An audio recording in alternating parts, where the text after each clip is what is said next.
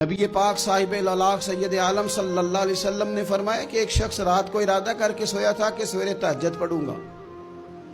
ایک تو وہ ہے جس کا ارادہ ہی کوئی نہیں، فجر پڑھنے کا بھی ارادہ ہی نہیں، سرے سے پروگرام ہی نہیں۔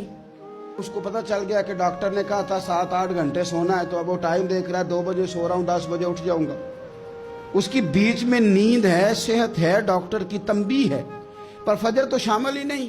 حالانکہ اس بات کو اچھی طرح سمجھ لیں، اگر آپ کا فجر پڑھنے کا ارادہ ہے اور 4 بجے کا 3:45 بجے کا آپ نے الارم لگا لیا ہے، تو 2 دن آپ کو الارم جگائے گا، تیسرے دن آنکھ خود بخود کھل جائے گی۔ انسان کی نفسیات ہوتی ہے کہ 2 دن وہ کسی چیز بھی اپنی عادت کو سونے جاگنے میں پکا لے تو تیسرے دن وہیں اس کا وہ مزاج بن جاتا ہے۔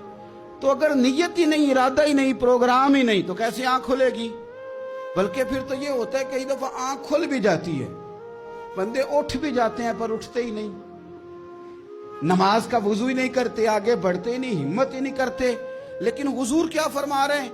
کریم محبوب علیہ السلام فرمانے لگے جس کا تہجد پڑھنے کا ارادہ تھا لیکن نیند غالب آ گئی، اٹھ نہیں سکا۔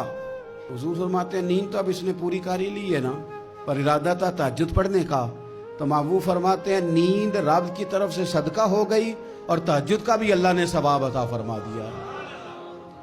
ارادے صاف کرے، پکے کرے، نیتیں کھری رکھے، نیت صاف رکھے، اخلاص پیدا کرے، تو پھر تو گھر میں بیٹھے بیٹھے بڑی نیکیوں کا ثواب ملتا ہے۔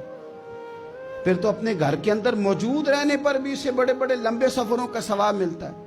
حضرت انس بن مالک رضی اللہ تعالیٰ عنہ فرماتے ہیں ہم تبوک سے واپس آ رہے تھے تو نبی پاک علیہ السلام نے فرمایا ہمارے کچھ بھائی ہیں بھائی جو بیٹھے مدینے میں ہیں، پر ہم نے جو گھاٹی بھی طے کی، جو سفر بھی طے کیا، وہ ہمارے ساتھ ہی تھے۔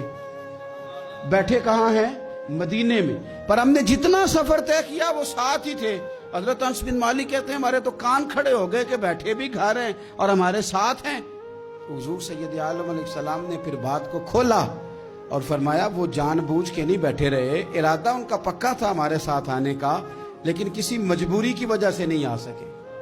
کوئی بیماری نے آ لیا تو نہیں آ سکے، چونکہ وہ مجبوری کی وجہ سے نہیں آ سکے، آ نہیں سکے، لیکن رب کریم نے ہم جس سفر سے گزرے ہیں اس کا اجر انہیں عطا فرمایا ہے۔ ثواب میں، اجر میں وہ برابر کے شریک ہیں، چونکہ ان کا ارادہ پورا تھا، پروگرام پکا تھا، وہ آنا چاہ رہے۔